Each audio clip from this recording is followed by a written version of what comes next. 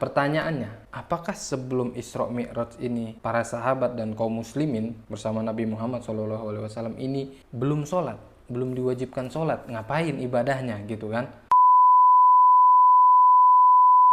Assalamualaikum warahmatullahi wabarakatuh. Hello Kedan, semuanya gimana kabar kalian? Gua harap sih triple S ya, semoga sehat selalu. Nah, alhamdulillah jumpa lagi sama gua Arma Yudi di channel Tengku Arma. Di video kali ini gue pengen lanjutin kisah Sirah Nabawiyah yang mungkin udah beberapa bulan gue belum lanjutin. Dimana terakhir video yang gue buat tentang Sirah Nabawi adalah bagaimana Jibril alaihissalam mengajarkan Nabi Muhammad SAW tentang waktu sholat yang 5. Nah, dimana video sebelumnya gue ringkas sedikit ya. Nabi Muhammad SAW setelah Isra Mi'raj, dimana saat Isra Nabi itu berbicara atau berdiskusi langsung sama Allah Subhanahu wa Ta'ala di Sidratul Muntaha tentang kewajiban sholat fardu. Nah, setelah negosiasi, maka wajiblah sholat kepada umat Nabi Muhammad SAW. Dan setelah Nabi Muhammad turun, besok paginya Jibril langsung datang menjumpai Nabi Muhammad SAW dan mengajarkan kepada beliau waktu-waktu sholat ini tadi. Zuhur itu jam berapa, asar itu jam berapa, dan 5 sholat lainnya gitu, 3 sholat lainnya, 5 sholat waktu ini. Nah, pada hari ini gue pengen ceritain, ternyata gue nemuin beberapa fakta kalau ternyata dulu sholat fardu itu 2 rakaat cuy. Bayangin, 2 rakaat. Jadi semua sholat itu 2 rakaat. Zaman Nabi Muhammad SAW masih di Mekah. Tentu setelah kisah Isra Mi'raj ini, kan wajibnya sholat itu setelah Nabi Mi'raj kan. Maka setelah Isra Mi'raj itu sholat 5 waktu ini tadi semuanya 2 rakaat kecuali maghrib. Jadi subuh 2 rakaat, zuhur 2 rakaat, asar 2 rakaat, maghrib 3, dan isya pun 2 rakaat. Dari mana lu tahu bang? Sok-sokan lu. Ya, gue baca dari hadis yang diriwayatkan oleh Bunda Aisyah radhiyallahu taala anha. Beliau berkata, furidatus sholatu rok'atain, summa hajaron nabiyyu sallallahu alaihi wasallam wa furidat arba'an, wa turikat sholatus safari alal ula. Beliau berkata, dulu sholat fardu itu diwajibkan 2 rakaat. Summa hajaron nabi ma. Poinnya di sini, setelah Nabi Muhammad sallallahu alaihi wasallam hijrah, barulah diwajibkan wa furidat arba'an, maka diwajibkan 4 rakaat. Wa turikat, di dalam hadis ini dilanjutkan wa turikat sholatus safaril alal ula. Dan kalau sholat safar itu seperti awalnya, alal ula, seperti awal pertama kali sholat ini diwajibkan. Berarti dulu memang 2 rakaat gitu kan, kecuali maghrib. Nah, enak ya 2 rakaat. Insya Allah gue rasa kalau 2 rakaat lu nggak pada males ya, kita nggak pada males. Tapi jangan sampai lah 4 rakaat pun jangan males lah. Minimal sholat wajib aja cuy, jangan sampai sholat wajib kita males. Kalau sholat sunnah lu males, mungkin lu punya alasan kan. Nah ini kan sunnah bang, yang penting wajib karena itu yang pertama kali dihisab. Nah pertanyaannya, apakah sebelum Isra Mi'raj ini para sahabat dan kaum muslimin bersama Nabi Muhammad SAW ini belum sholat, belum diwajibkan sholat, ngapain ibadahnya gitu kan? Sebagian ulama itu menjelaskan kalau para sahabat itu memang belum diwajibkan sholat 5 waktu, tapi mereka itu ibadah yang diwajibkan adalah sholat malam cuy. Kok bisa? Iya, berdasarkan surat Al-Muzammil yang pertama kali turun, ayat pertama ya ayyuhal muzammil qumil laila illa qalila. Wahai orang-orang yang berselimut, atau Nabi Muhammad gitu kan, turun perintah ini pada Nabi Muhammad, qumil laila illa qalila, bangunlah pada malam hari walaupun sedikit. Nah, ayat ini menjelaskan bagaimana mewajibkan para sahabat dan kaum muslimin untuk sholat malam hari walaupun sedikit gitu. Banyak para sahabat yang sholat sepanjang malam gitu. Kemudian Allah ringankan lagi. Turunlah ayat selanjutnya di ayat surat yang sama, di ayat 20. Faqra'u ma tayassaru min, kata Allah Subhanahu wa Ta'ala. Maka bacalah apa yang lebih ringan, apa yang memudahkan kalian. Jadi dulu diwajibkan sholatul lail, sholat malam hari. Kemudian Allah ringankan, yaitu untuk qiyamul lail. Qiyamul lail itu apa? Bisa jadi nggak hanya sholat malam. Kalian beribadah membaca ayat Al-Quran selembar, 2 lembar, atau 1 juz, itu sudah termasuk menghidupkan malam hari. Intinya beribadahlah pada malam hari. Lebih ringan lagi daripada kewajiban sebelumnya. Nah ini pendapat ulama yang pertama. Pendapat yang kedua ada lagi cuy. Kalau ulama mengatakan ternyata dulu sebelum Isra Mi'raj itu diwajibkan sholat 2 waktu cuy. Berdasarkan dalam surat At-Toha ayat 130. Allah Subhanahu wa Ta'ala berfirman, wasabbih bihamdi rabbika qabla tulu'is syamsi wa qabla ghurubiha. Wasabbih bihamdi rabbika, maka bertasbihlah kepada Rabbmu qabla tulu'is syams, sebelum matahari itu terbit, wa qabla ghurubiha. Nah, di sini ulama mengatakan kalau dulu para sahabat itu sholatnya 2 rakaat sebelum fajar dan 2 rakaat sebelum maghrib. Nah, inilah sholat yang mereka lakukan sebelum turun perintah fardu, sholat yang 5 waktu ini tadi.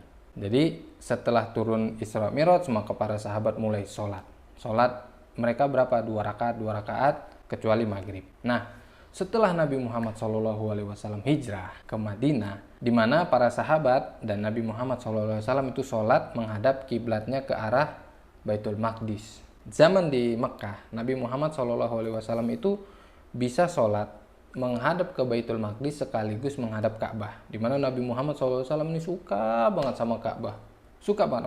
Maka beliau sholat walaupun kiblatnya ke arah Baitul Maqdis, beliau sholat itu di selatannya Ka'bah cuy, biar beliau bisa sekaligus menghadap Ka'bah. Nah, setelah Nabi Muhammad SAW hijrah ke Madinah, otomatis hal ini nggak bisa dilakukan oleh Nabi.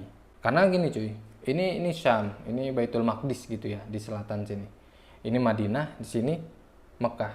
Otomatis Nabi Muhammad SAW yang ada di Madinah sini, kalau mau ke arah Baitul Maqdis nggak bisa dong mengharap ke Ka'bah juga. Berarti beliau membelakangi Ka'bah.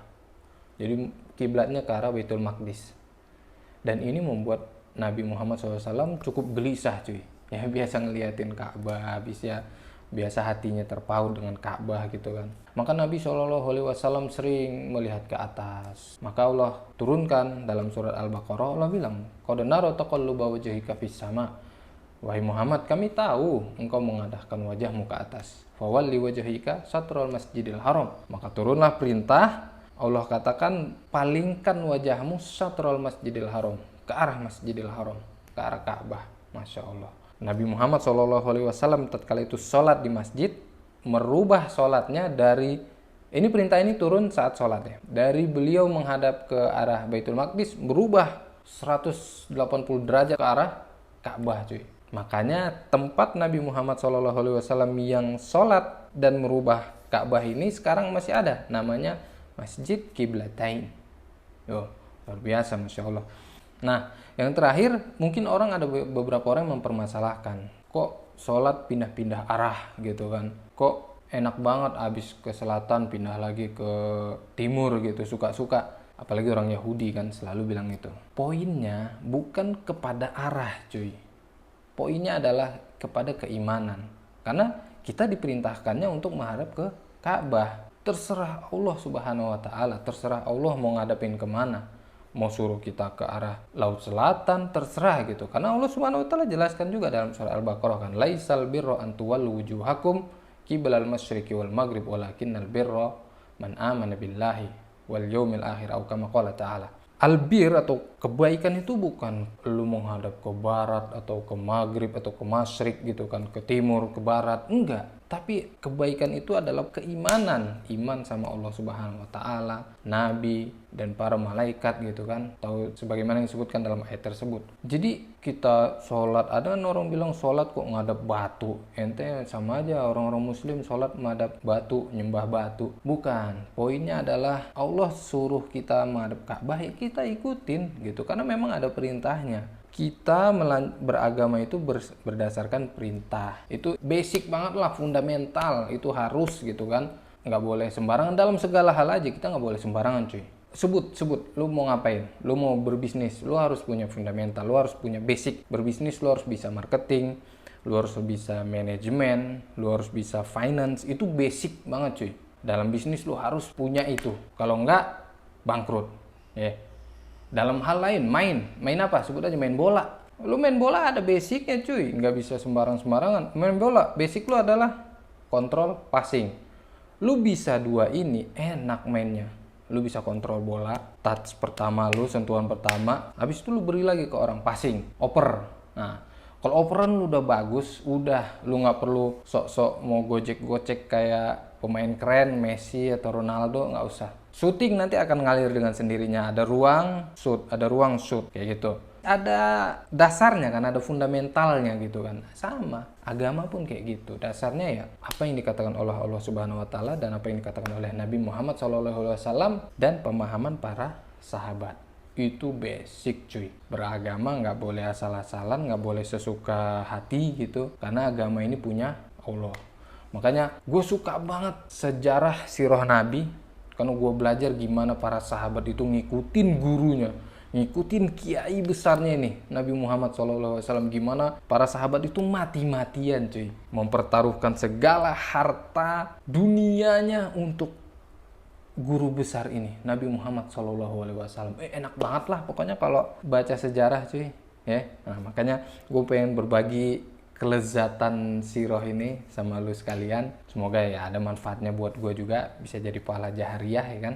Oke, mungkin video kali ini cukup sampai sini. Ini sejarah bagaimana tentang kewajiban sholat, berapa rakaat awal-awalnya ya kan. Insya Allah gue lanjutin lagi nanti next, bagaimana Nabi Muhammad SAW proses menuju hijrah ke Madinah. Oke, mungkin video kali ini sampai sini aja.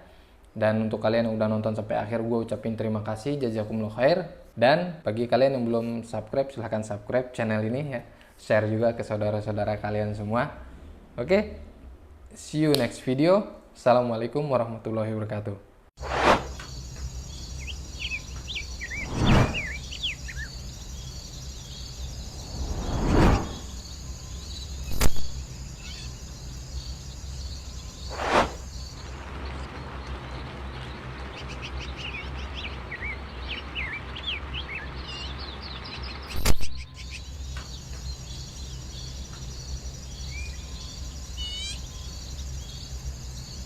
Sakit lambung, minum madu lambung, Mubarok.